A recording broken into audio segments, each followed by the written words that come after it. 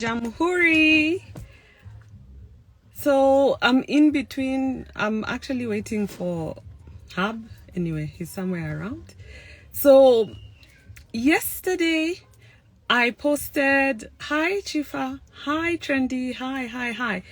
Yesterday I posted on how I used to drink 2 bottles of Baileys on Friday nights, and now I'm 18 months sober, and I shared all the tips that I had that helped me quit.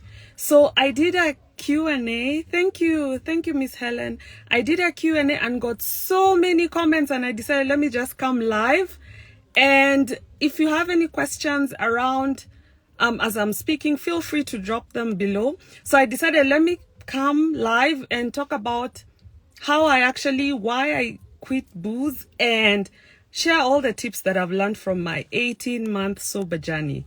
So it was not the first time for me to try quitting alcohol. I'd done that a couple of times, but anytime I'd say, okay, I'm gonna stop drinking.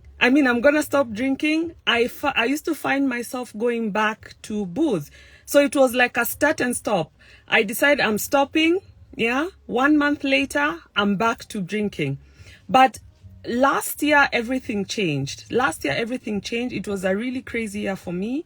And as I was nursing my mom through cancer, of course, if you've had to deal with grief, if you've ever had to nurse a loved one, like a parent or anyone around you as they're dying, priorities change. And even at that point, I was also going through a crazy time in my marriage. So, of course, I was like, no, things needed to change. Okay. So for me, my decision to give up alcohol, okay, yes, I'd started to realize that every time I go out, and drop a yes if you can relate. Drop a yes if you've ever been thinking about dropping booze, but then you just can't seem to get yourself started. Drop a yes and let me know. Okay, so I just decided, you know what, this is enough. Anytime I noticed, anytime I was going out, I was hanging out with friends or going out on date nights, I'd drink a little bit too much and then I'd wake up feeling insane. It was too much. And I used to wonder, for how long would I keep living this way? I hated my mornings. I hated how my skin was looking. I hated how my eyes were looking. I just hated everything, the after effect of the booze. And when I started to do my internal work, I realized that I had been using booze to mask my pain. Okay, that was the reason why I used to struggle. So anytime I'd feel like I'm not happy, maybe I'm miserable at work, or maybe I'm just not happy, the easiest thing for me to do was to pick booze. So, and here's the first tip. If you're looking to stop alcohol, and this is what helped me, have a really strong reason why you want to quit booze. Otherwise, it will be a start and stop thing. And you'll find yourself, and in fact, anytime I'd say I'm quitting, then I go back, I would end up feeling so crappy because I would feel like I'm failing. I'd feel like I'm a loser. Okay, so that's the first thing. Have a really strong reason why. For me, I just felt, no, I was at a point in my life where everything was changing, and I decided, the woman I'm becoming, I do not see myself drinking until I'm 60. And I was like, let me just cut it out. So that was the first thing. Okay, so have a really strong reason why. And let me know, drop a yes if you can relate with what I'm saying. If you have any questions, please feel free to drop them on the live and I'll answer them as we go along. Okay, so the second reason that's really helped me stay sober, because it's now been 18 months, the second reason is I used to ask myself, Linda, 40 years from now, 50 years from now, what kind of a woman do you see yourself becoming? Okay. And one day I had this vision where I was like in my 60s, I was outside on my garden, picking out roses, and I was wearing a flowing kaftan and I had a robe, and next to me I saw a man and he had a nice warm jumper with silver salt and pepper goatee, and I was so happy. And I asked myself, if I continued drinking the way I'm drinking, would I get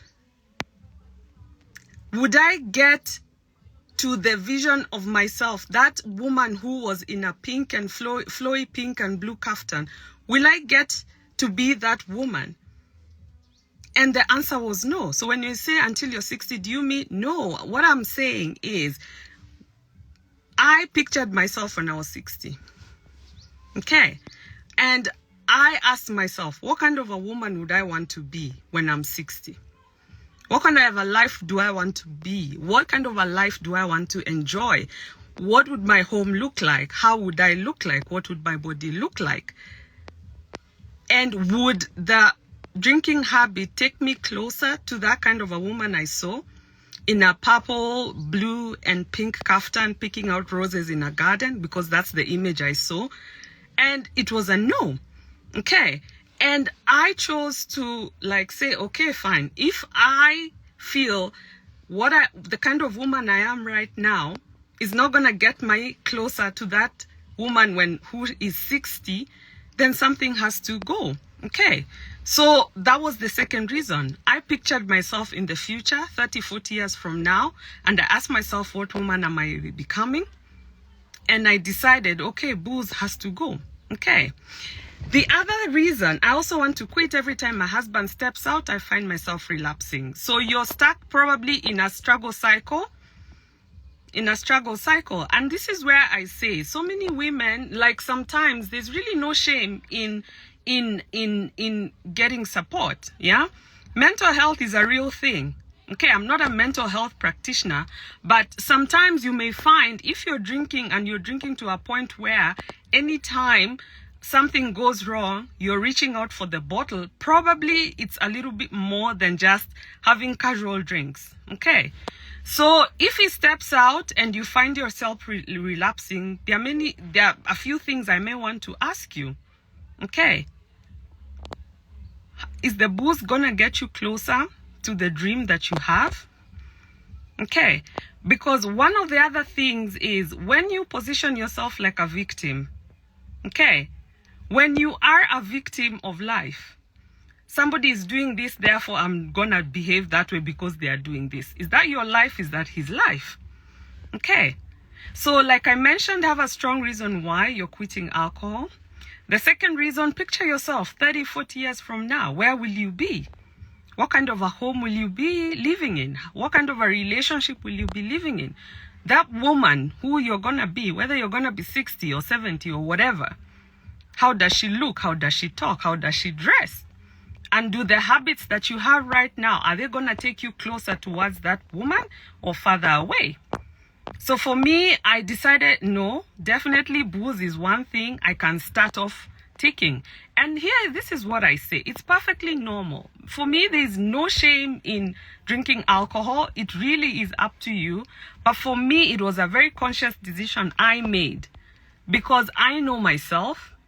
Okay, I had reached a point in my life whereby I really want to look after myself for me. Okay, I want to see my kids growing up. I want to see my grandchildren. My mom actually never ever drank. And by the way, when I thought about it, her intuition was super sharp. She could smell a liar all the way 1 kilometer away. Just by looking at you, she read energy so well. And in fact, when I was thinking about it, one of the things that gave her really sharp intuition was she ate very healthy. Okay. And for her, drugs, whether it's smoking, whether it's drinking, she didn't do it. Okay. I chose to do it until I decided it's not going to work for me. Okay. The third reason why I gave up alcohol, my weight. I think sometimes if there's something else I can easily talk about is food. Okay. Two of the things I used to escape a lot of anytime I was stressed, anytime I was frustrated, food and alcohol and shopping. Okay. So I had reached a point where my weight was going all over the place. Okay. And I decided to start a challenge. There was a health, I was like, okay, let me try this, get snatched and all this snatched waist and stuff like that. Okay. And there were so many things. Of course, I love my cake. I love my chocolate fudge cake. I love my lotus biscuits. I love my salted caramel ice cream. Okay. And I looked at the list. What stuff do I need to kick off? So of course there's the processed foods. Okay. And then I realized, okay, alcohol, it's not really gonna be so much of a struggle because I take it maybe once a week. So let me drop it. Okay. And I remember there was even one time when one of the makeup artists, she was doing my makeup. This was a while back. And I kept hearing this comment. They'll be like, Linda, your skin is so dry and flaky, especially around my forehead. I don't know if you have this, if you have the T-zone thing going on. For me, my forehead was always so flaky. And for the longest time, I knew I'd owned the fact that I had dry, dehydrated skin. So I used to wonder, how come it's only just my T-zone, my forehead, where it's always flaky, and the rest of my skin is not? Like, I just used to find it so odd. And believe you me, it's been a year later. Okay, it's been a year later. I've completely changed the complexion. In fact, anytime I go to buy foundation, they changed the skin number. There's that foundation number. It's changed. When I went to my skincare specialist, she was checking my skin because I was also looking at how to invest in my skincare products. She's like, Linda, you don't have dry skin. You have normal combination skin. And of course, as we age, if you're 35 plus, as we age, there's that just little extra care that we have to give ourselves as women. And I just made a decision, okay, let me care for me a little bit more. Okay, so let me see if there are questions. How did you, oh my God, socializing around booze. Ooh, so that one is so tricky. Like, even till today, like, if my dad comes to visit, he always carries like, I don't know how many bottles of wine. Anytime I go see him, he is like, take this wine. And I'm like, Dad, I don't drink. But yes, socializing is a big, big thing. So one of the things, and this one I have to be really, really honest. Can I really be open and honest? I lost some friends. Okay. And it's really, and that's why, to be honest, this journey of leveling up, this journey of working on you, this journey of raising your standards for yourself, because that really, really is what it is, you will find that not everybody may understand you. So one of the reasons why I lost a group of friends was I realized the only thing that bonded us was booze. So our conversations were like, okay, Friday, oh, it's Friday, or it's Saturday, okay, come to my house, let's kick it, let's have wine, blah, blah, blah. So that's what our conversations were always around. When I tried, yes, to still go around them, but the version of me that was sober was just not fitting in with them. Okay. And also they could not understand, why have you quit alcohol? In fact, I remember so many times they'll be like, why are you choosing to do life raw? How can you just go through life like just feeling all the emotions? And to me, I told them, I actually want to feel my emotions. Because for me, my emotions are what tell me whether I'm happy, whether I'm sad, whether something needs attention. And if I'm altering them, if I'm covering up my emotions through food or through alcohol, then it means I'm just going through life, like I'm just sleepwalking through life. Okay, so yes, socializing is a big one. I lost some friends. Sometimes it's tricky. I think Habi he's accepted me. Like now we're actually about to go to a party. There's like a barbecue going on. And yeah, he's just like, okay, okay. There are times when I really wanted to drink booze, like during his birthday. That one was really, really hard. I actually wanted to have like 2 glasses. And I know myself, when it comes to 2, it becomes 3, it becomes 4, it becomes a bottle, and then, yeah. No. So, yeah, it's really is a choice. But what I can say is the people who get you, they'll get you. And then some will start asking questions like, how did you do it? How did you do it? And there'll always be this pull. where you feel like you want to go back to what is familiar. But again, I always say it boils down to, you know, what do you want? All right. Let me see if there's any. A victim of life. I never looked at this. Yes. Anytime you allow other people to influence how you move, how you think, what you do, without knowing, and it happens quite a lot, huh? It happens without knowing. Yeah, you actually are playing a victim, because it means you are outsourcing your life, your actions, your thoughts, and stuff like that to another person. So if your hubby is nice to you, you're happy. If he's not nice to you, you're unhappy. I mean, yeah. Okay, so let me see if there's any other question. Okay, yeah. So I also got asked this question, is there a middle ground? So for me, like I say, this is really a very personal thing. It's a very personal decision. For me, when I decide no, and I know in my mind and in my heart it's a no, there'll be no middle ground. Yeah. So there's no way I'd say I want to be sober. Okay. There's no way I'd say I want to be sober and then I'm drinking. Okay. And I'm not perfect. Okay. So for me, I say fine. Every single day it's a choice. Like now we're about to go for a party. I know there's booze, there's food, there's all this and there's all that. I get tempted, yes. But then I'm like, I think about how I'll wake up feeling tomorrow. I'm like, nah, it's really not worth it. Okay. So what's your take on how it affects you spiritually? I think for me, the other thing is my life right now, everything is guided by my intuition. Okay. What does that mean? Like, even if it's a client to work with, because I get so many requests, I get so many DMs, and it's a blessing. Okay. Sometimes you may not know which kind of client to work with. Sometimes you may not know, even when you're speaking to your child. Like, I like to slow down and tap into my intuition and just listen. And I feel I do that better when I am sober. Okay. I feel I do that better when I am sober. Even I am an oracle card reader. I do read oracle cards. Actually, one of the things is you can't read oracle cards when you're drunk. Yeah. So it's just a way of life for me, and it's a choice. And I'm like, good Lord, yes. That's one thing off my plate. Let me focus on the next thing. Actually, is wheat.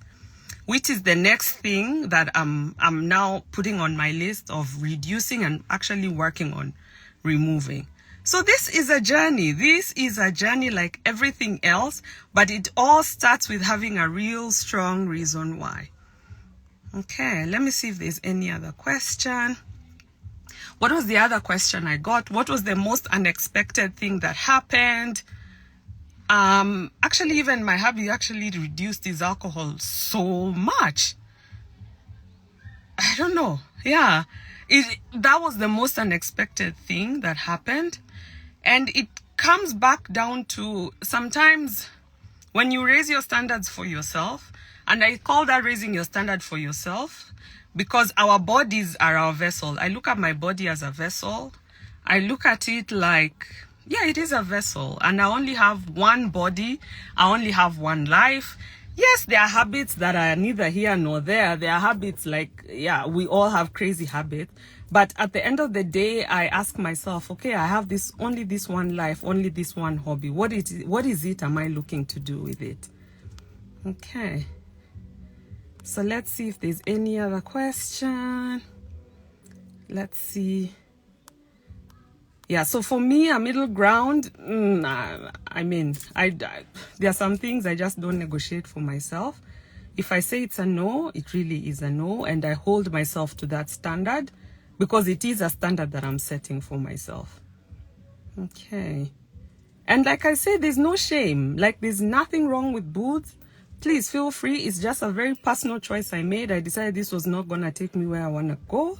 and I decided to quit. So let me see if there's any other question, any other comment that's going on. And one other thing I realized was also how it was affecting me in terms of I was not sleeping. I was not sleeping well. I was not getting enough rest. So what would happen, maybe I would drink, and then the following morning I'm waking up, I have a hangover. So I'm feeling tired. I'm feeling exhausted. I'm spending the day nursing this hangover. And yes, even if maybe I take painkillers and I go wherever I'm going, still my body is not rested. So what happens is, like as women, by then we age, huh? This is how we age our bodies without realizing, because we put our bodies through so much. When you don't look after it, it starts to age you. One of the most important things I do for my own self-care actually is sleeping. Sleeping is one thing, like, yeah, if there's nothing else, sleep. And I was noticing that anytime I drink, I'm not well rested. I wake up exhausted. I wake up tired. I'm having headaches. And then I end up binge eating, because as I'm drinking the Baileys, I feel like, ooh, let me go get some, I don't know, let me have some fries. Let me have some chicken. Let me have some sausages. So it was really not working. It was just not working for me. So I decided, okay, let it go. Let it go. So I'm really curious if you're listening to this live, okay? Because yes, we are coming towards the end of the year. What are there some things, and this is a point for reflection, are there some things that you're still holding on to in your life that you feel is not going to take you to where you want to go? Are there some things that you're still holding on to in your life? Are there some habits? Because the only person you have control over is you. You have no control over what your habit does. You have no control over, you have zero control. Are there things in your life that you feel you're still holding on to that have to go? That is something for you to reflect on as we are coming towards the end of this year. And I'm actually going through my own reflection exercise. I'm taking stock in terms of my main achievements. Okay, so if you look back to what are some of your 5 to 10 achievements that you've done this year, because one of the other and most underrated things is we don't celebrate ourselves enough.